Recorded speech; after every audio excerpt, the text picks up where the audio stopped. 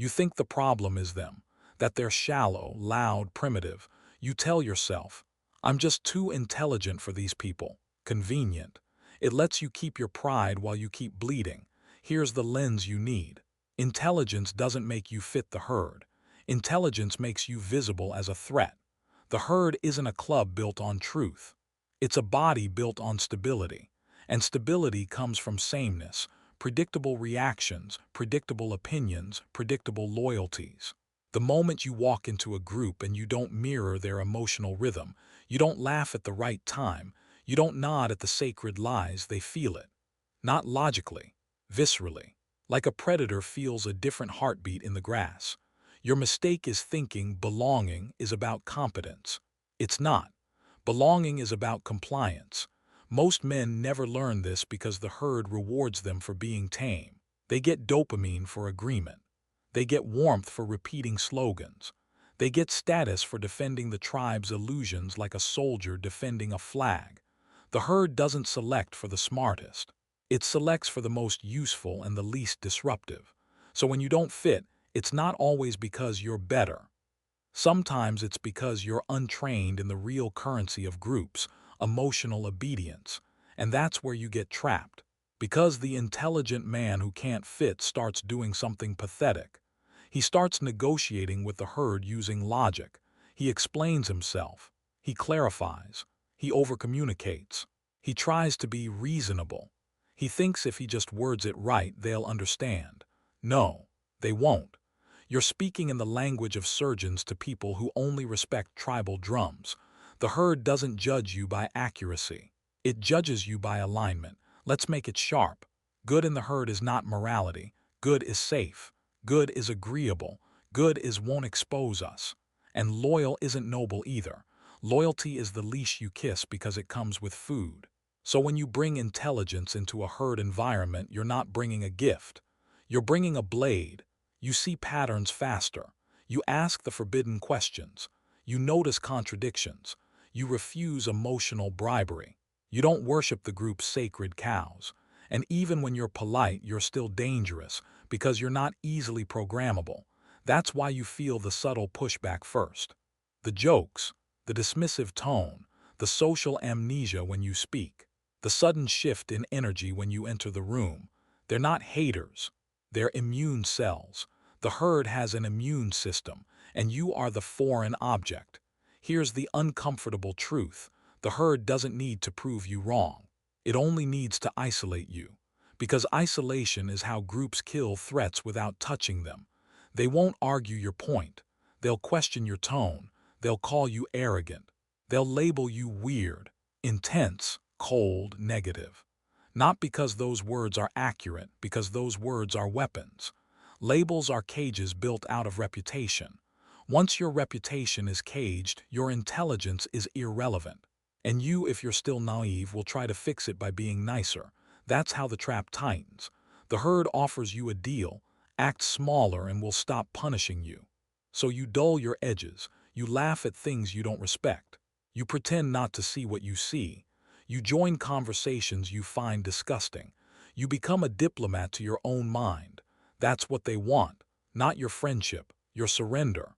Now listen closely. I'm not romanticizing isolation. I'm not telling you to become a lone wolf cliché. Lone wolves die. This isn't poetry. It's survival. What you need is a new operating system. Stop measuring yourself by whether you're included. Start measuring groups by whether they are useful to your objectives. That is the lens shift. Belonging is a childish goal. Sovereignty is an adult goal. If you're intelligent, the herd will test you. It will try to domesticate you. It will seduce you with inclusion and punish you with exclusion. And if you still hunger for approval, you'll sell your mind piece by piece just to sit at a table where nobody respects you. So understand this before we go deeper. You don't not fit because you lack social skill.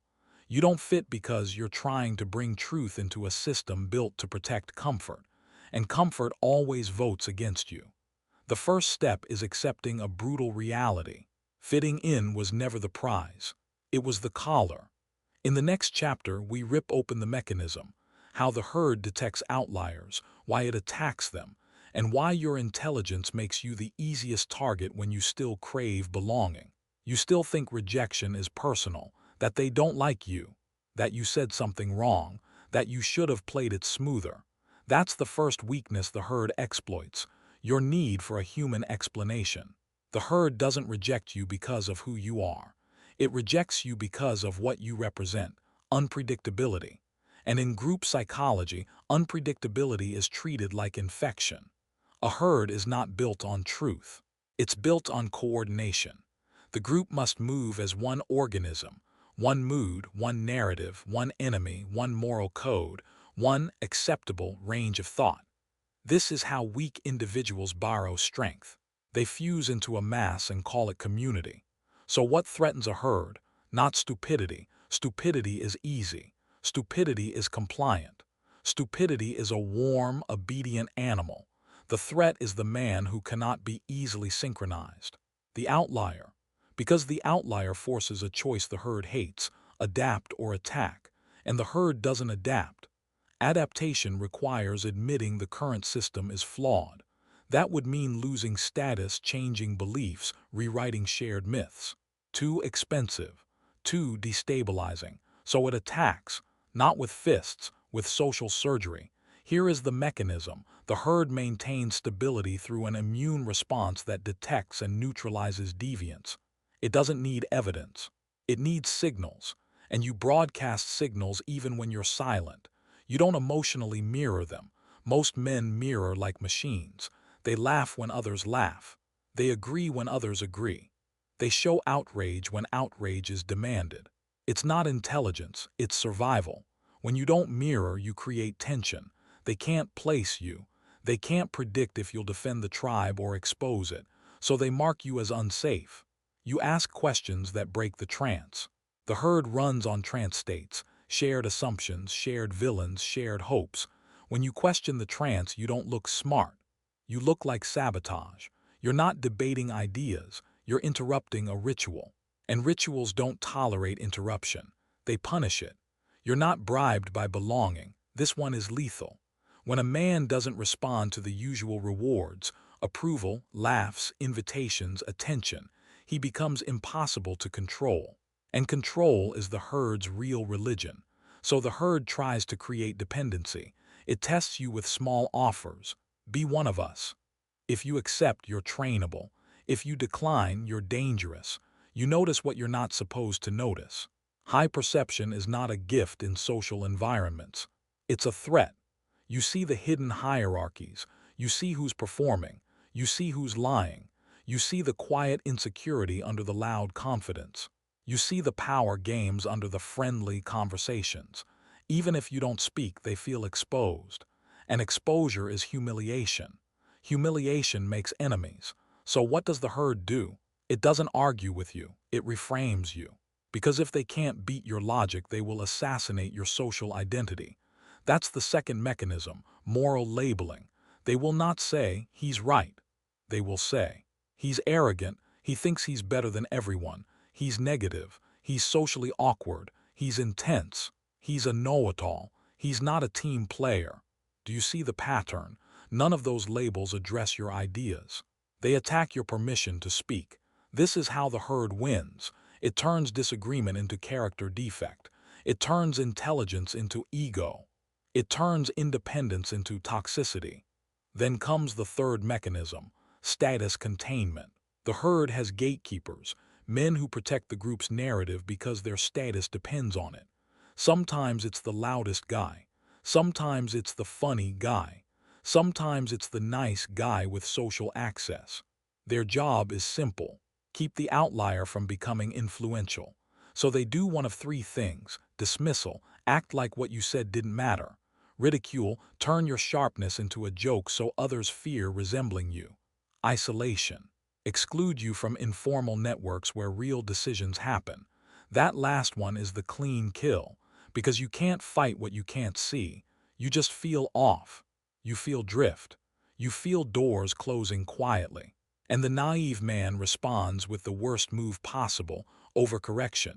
He becomes eager. He becomes helpful. He becomes agreeable. He starts working for approval like a dog working for treats. That's when the herd owns him. Because once you prove you want their acceptance, they have leverage. And leverage is the only thing groups respect. Now let's invert your morality. You were taught that being good means being open, honest, loyal, cooperative. That's a child's fantasy designed to make you manageable.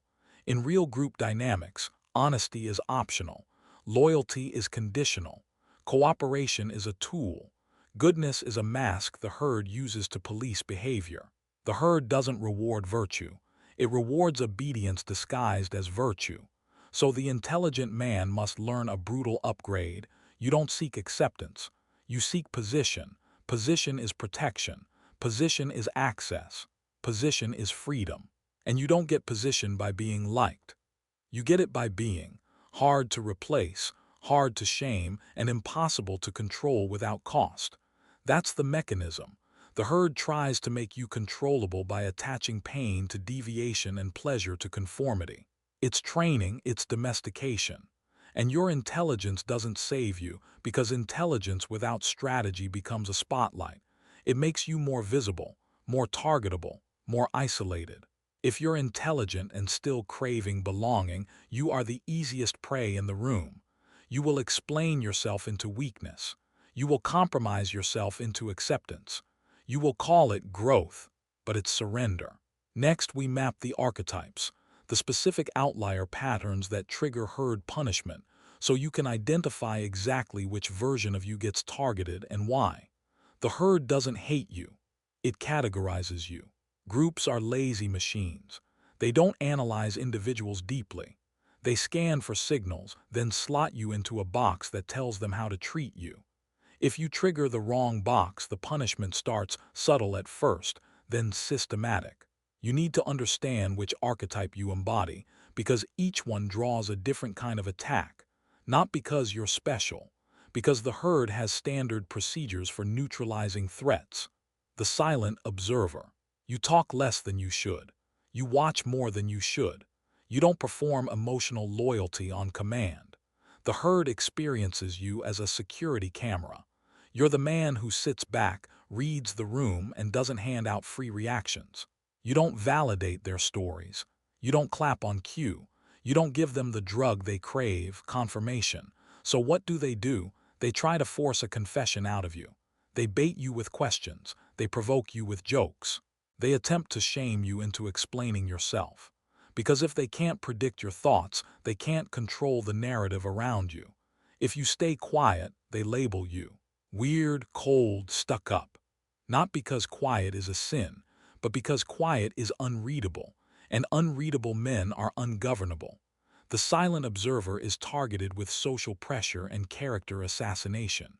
The goal is to either make you perform, or isolate you until you're irrelevant. The unbribable. This is the one they fear. You don't chase approval. You don't light up when you're praised. You don't fold when you're excluded.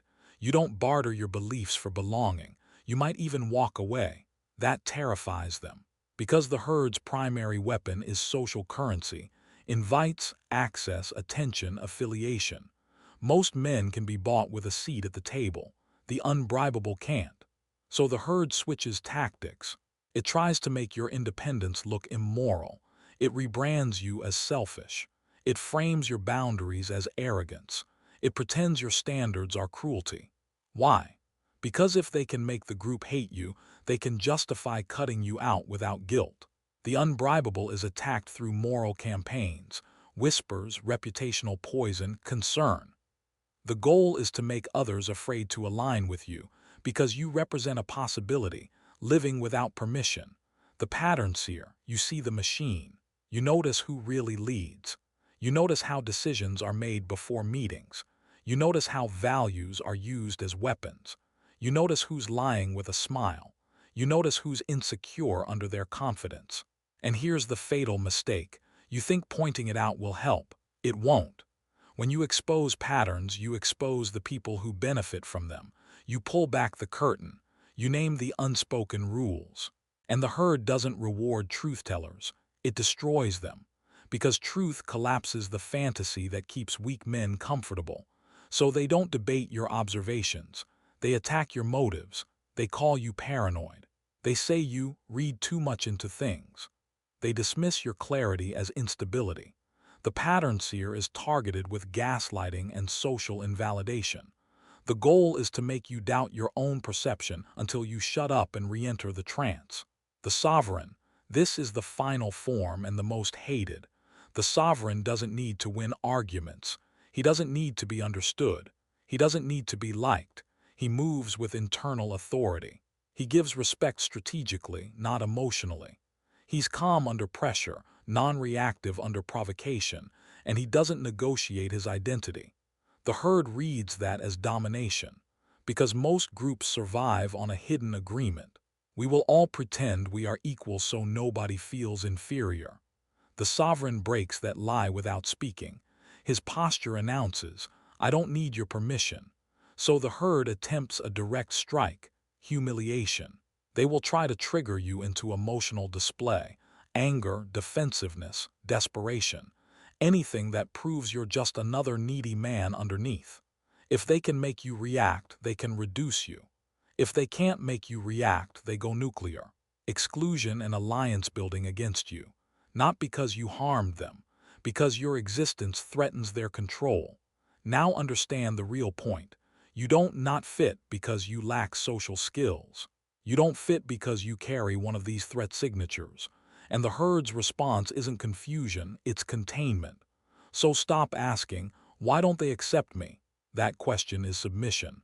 Ask instead, which archetype am I, and what is the herd's standard attack pattern against it?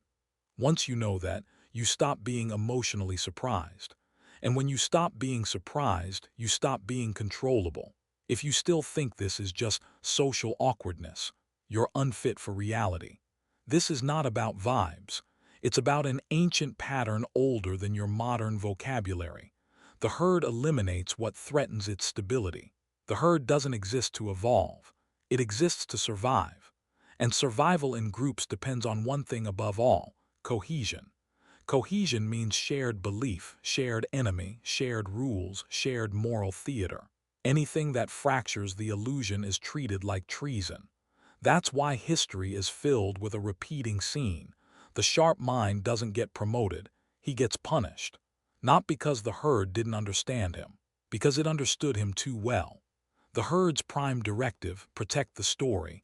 Every group runs on a story, call it culture, call it values, call it tradition. It doesn't matter.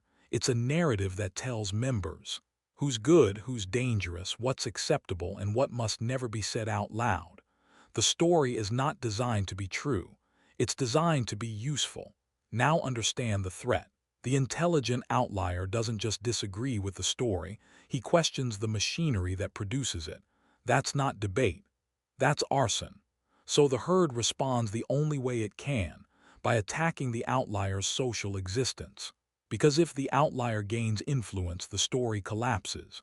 And if the story collapses, the herd has to face itself, its hypocrisy, its cowardice, its fragile status games. Most men would rather burn a truth-teller than look in the mirror. Precision is violent. You think truth is neutral.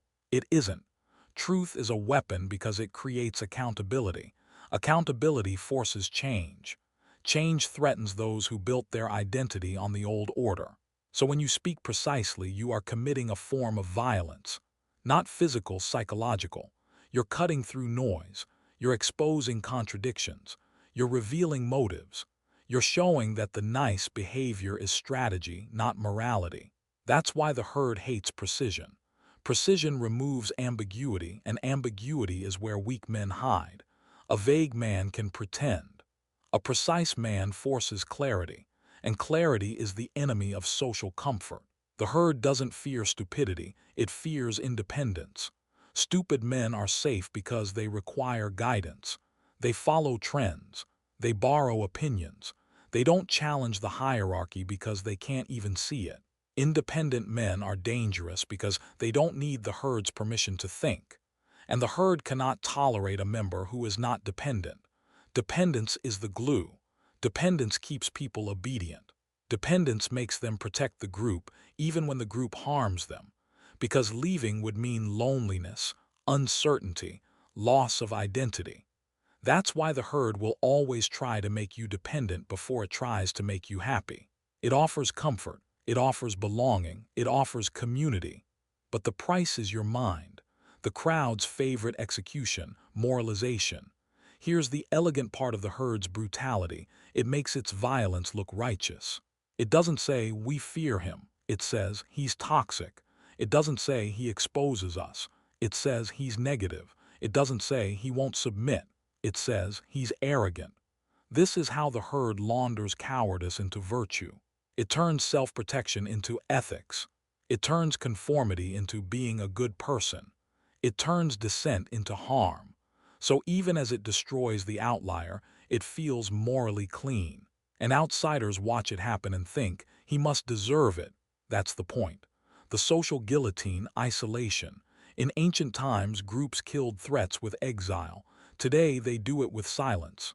They stop inviting you, stop including you in informal decisions, stop laughing at your jokes, stop responding with energy, stop making room for you. And because it's subtle, you can't call it out without looking paranoid. That's why it works. It turns the outlier's intelligence into a prison. You see what's happening, but you can't prove it. You feel the walls closing, but there's no obvious villain. Just vibes, distance, drift. Isolation is the herd's cleanest weapon because it requires no confrontation. And here's the coldest part. The herd also uses isolation as a warning display. It's not just trying to remove you, it's trying to teach everyone else. Don't become like him. Your punishment becomes propaganda. The herd is a predator in soft clothing. You were trained to think predators look like monsters. They don't. Predators look like smiling people with shared values. Predators look like friends who want you to be more humble. Predators look like teams that praise collaboration while punishing anyone who won't surrender. The herd is not gentle, it is simply indirect. It doesn't bite you in public, it poisons you quietly. And if you're still naive, you'll keep trying to solve it with sincerity. You'll keep offering truth and expecting fairness. You'll keep trying to be understood. You'll keep feeding your throat into the blade. Stop treating the herd like a family. Families protect their own. Herds protect the order. If you're useful and controllable, you're included. If you're disruptive and independent, you're targeted. Not because they're evil, because they're human. And human nature prefers comfort over truth, approval over integrity, safety over sovereignty. That's what you're up against. Not a few toxic people, but a timeless mechanism. Now the question becomes strategic, not emotional. If the herd punishes independent minds, how do you move through the world without being owned by it or destroyed by it? Now we leave the victim's chair. If you're still obsessed with being accepted, you're not an intelligent man, you're an intelligent servant. You'll trade your spine for applause, then call it networking. The herd has one rule you must tattoo into your brain. It only respects what it cannot easily replace or control. So your strategy isn't to be liked. Your strategy is to become valuable on your terms, while remaining psychologically unclaimable. This chapter isn't about social skills. That's a polite word for submission techniques. This is about positioning, how a sovereign moves through groups without being domesticated. Stop performing, start observing. The herd wants emotional signals. Smiles, agreement, quick bonding, good vibes. It's a test. If you perform the signals, you're safe and trainable. If you don't, you're flagged, so you don't perform, you red. Your first objective in any group is mapping. Who has real authority versus who has loud authority? Who controls access, invitations, introductions, resources? Who enforces morality, the nice, one who punishes dissent? Who gathers information, the gossip pipeline? Who feels threatened by competence? Talk less, watch more. The herd can't target what it can't measure. And here's the discipline: never reveal your full analysis in real time. The moment you speak your clarity too early, you become a target before you have position. Predators don't announce themselves. Surgeons don't explain the cut before the incision. Controlled visibility, never be fully available. Most men think being consistent is noble.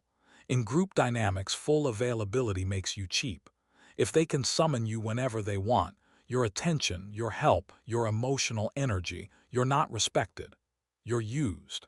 So you practice controlled visibility, you show up when it matters, you disappear when it doesn't, you don't respond instantly, you don't attend everything, you don't explain your absence. Scarcity creates gravity, not because it's a trick, because it signals you have a life and priorities beyond the herd's orbit. A man without orbit is a satellite. Satellites are owned. Be useful strategically. Here's the line that separates leverage from slavery. Offer value that creates dependence, not expectation. Expectation turns into entitlement. Entitlement turns into control attempts. Control attempts turn into resentment if you resist. That's how team player becomes workhorse. So you don't overgive. You give in a way that forces recognition of your unique utility. Ask yourself, what can I do that is rare here? What problem do they avoid because it's painful, complex, or politically dangerous? What skill changes outcomes, not moods? Then you provide that cleanly, without begging for praise. But you never become the nice guy provider. Nice guys are farm animals. You become the specialist. Specialists are negotiated with. Keep your moral theater minimal. The herd uses morality to control men. It praises humility when it wants you smaller. It preaches loyalty when it wants you trapped. It shouts kindness when it wants you silent. So don't argue morality in group settings. You can't defeat a weapon by debating it. Instead, you become hard to shame. You don't justify your boundaries. You don't explain your standards. You don't apologize for competence. You don't get pulled into emotional courts. When they attempt the classic trap, why are you being so difficult? You answer like a strategist, not a defendant. That doesn't work for me. Short, flat, no emotion, no elaboration, because explanation is blood in the water. Every detail you offer becomes a handle to pull. Information discipline, never give the herd your blueprint. Most men confess their goals to feel connected. That's childish. The herd doesn't protect your goals, it competes with them, mocks them, or uses them to manipulate you. So you keep three layers: public you, neutral, competent, low drama; operational you, what you actually care about, shared only with proven allies; private you, your real motives, fears, and long-term direction, shared with almost nobody. If they know what you want, they can dangle it. If they know what you fear, they can threaten it. If they know what you need, they can price it. A sovereign man is not mysterious for aesthetics. He is protected by design. Build a parallel network. Escape the single group trap. The fastest way to become owned is to rely on one tribe for everything: validation, income, friendship, identity. That's when they can punish you with exclusion and you'll fold. So you build parallel networks. One for opportunity, one for learning, one for alliances, one for private life. Diversification is sovereignty. Dependency is domestication. A herd can only control you if it is your only home. Choose allies like weapons, not like friends. You don't need many people. You need the right people. An ally isn't someone who gets you. An ally is someone whose incentives align with yours and who benefits from your survival. Look for disciplined men who don't gossip, men with stable identities, not approval addicts, men who keep agreements, men who think long-term. And understand this: trust is not a feeling. Trust is a track record under pressure.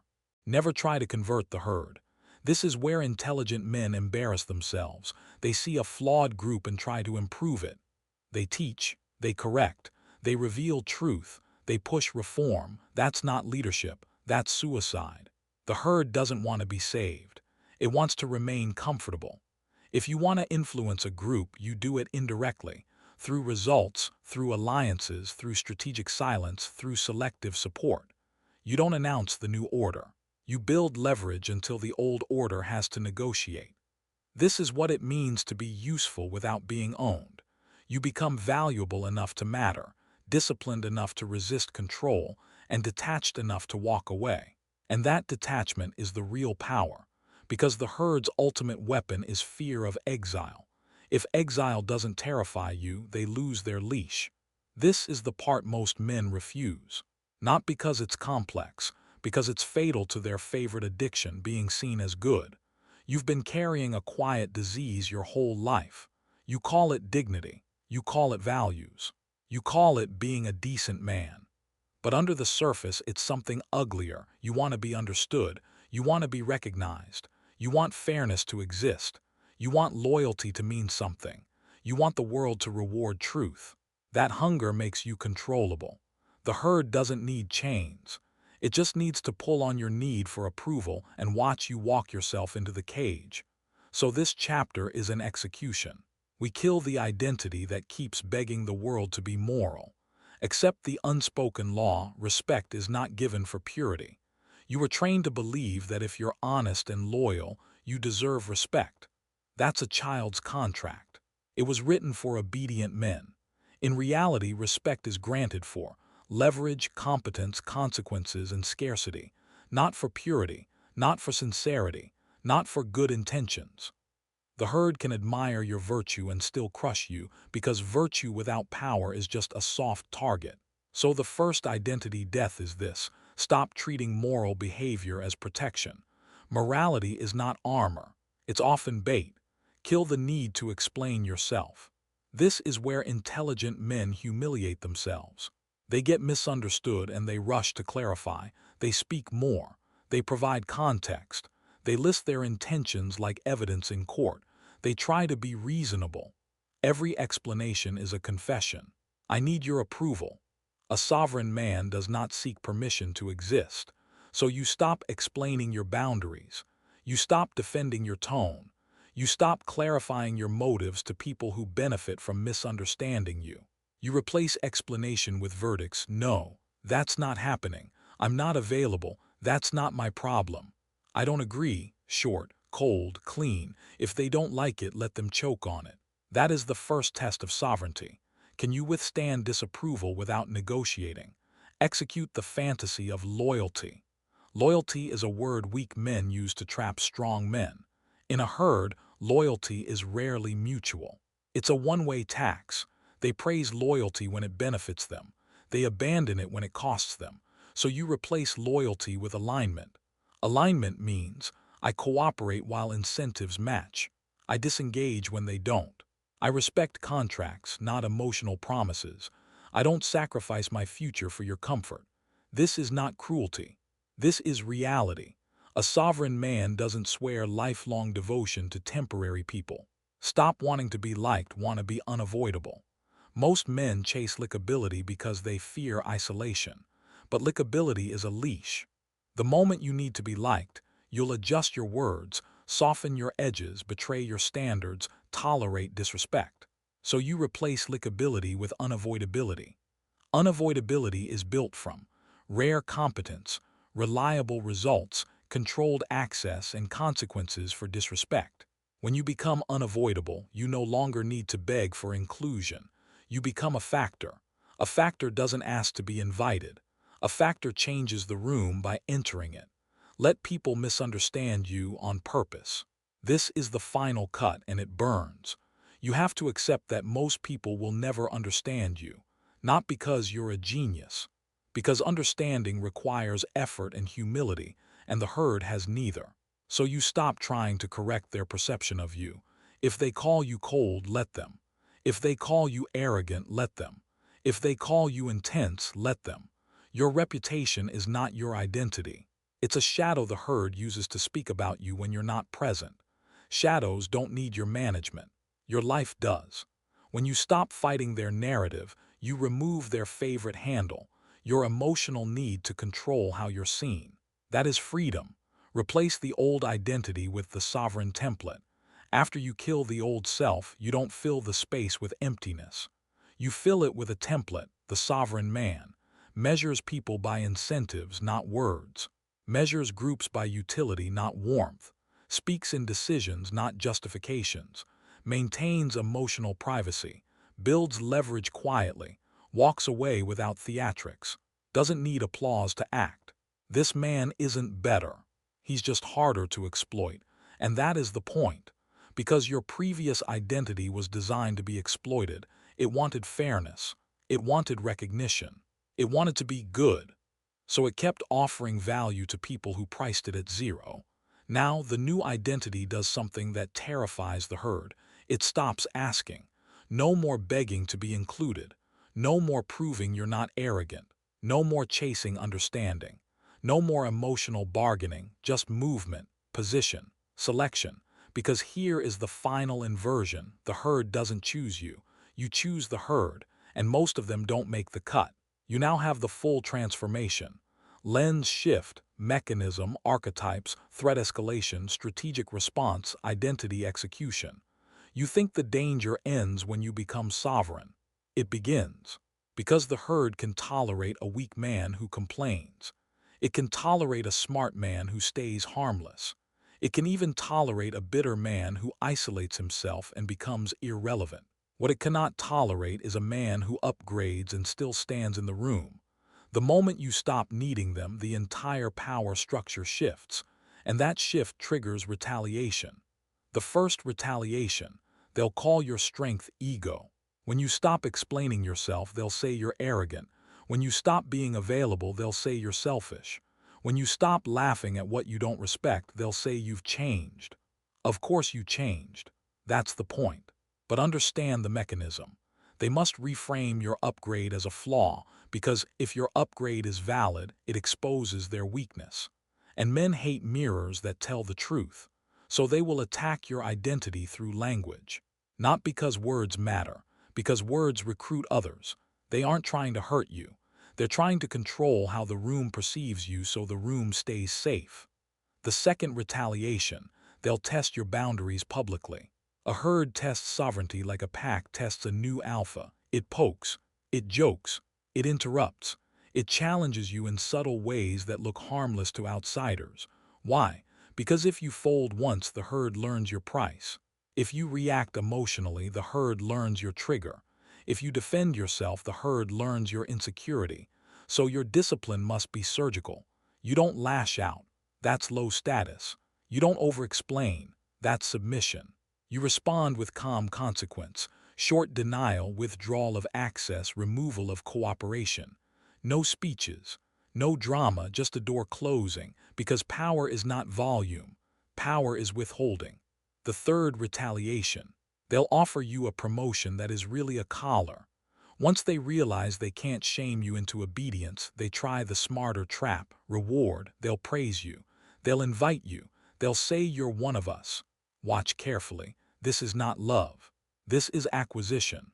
The herd always tries to purchase the outlier before it destroys him, because buying is cheaper than fighting. If you accept the deal, they'll attach conditions.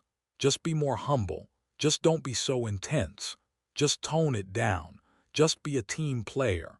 That's the leash being slipped around your neck, and the naive man smiles and calls it opportunity. A sovereign man recognizes it as a contract with hidden clauses. The fourth retaliation, they'll turn others into weapons. If you remain unbuyable, the herd uses intermediaries. Not the obvious enemy, the nice one. The friend who says, I'm just being honest with you. The coworker who says, people are saying. The family member who says, we're worried about you. The partner who says, you're not the same. These are not always malicious people. They are often weak people carrying the herd's message because they fear standing alone. The herd loves proxies. Proxies keep it clean. It doesn't have to confront you directly. It lets social pressure do the work. So if you're serious about sovereignty, you treat every message as strategy. Who benefits if I shrink? Who loses if I stay sovereign?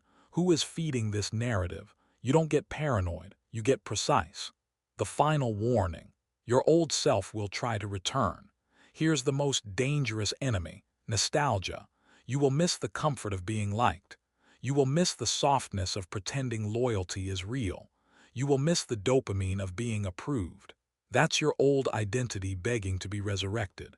And the herd will exploit that weakness the moment it smells it. So you must decide what kind of man you are. If you want warmth, go be tame. If you want sovereignty, accept the cost. You will be misunderstood, misrepresented, and sometimes alone. Not because the world is unfair, because you are no longer participating in the herd's religion. And every religion punishes heretics. Here's the final frame to lock into your bones. You don't look for people who accept you. You look for people who qualify. You don't seek a tribe. You build a system. Skills that make you hard to replace, networks that make you hard to isolate, discipline that makes you hard to manipulate, standards that make you impossible to domesticate. The herd is not your home. It is terrain. And on terrain, you don't beg. You navigate, you extract, you advance. So if you're still sitting there hoping one day they'll see your value, understand this, they already see it. They just want it with your spine removed. Don't give it to them. You're not here to be understood. You're here to be sovereign.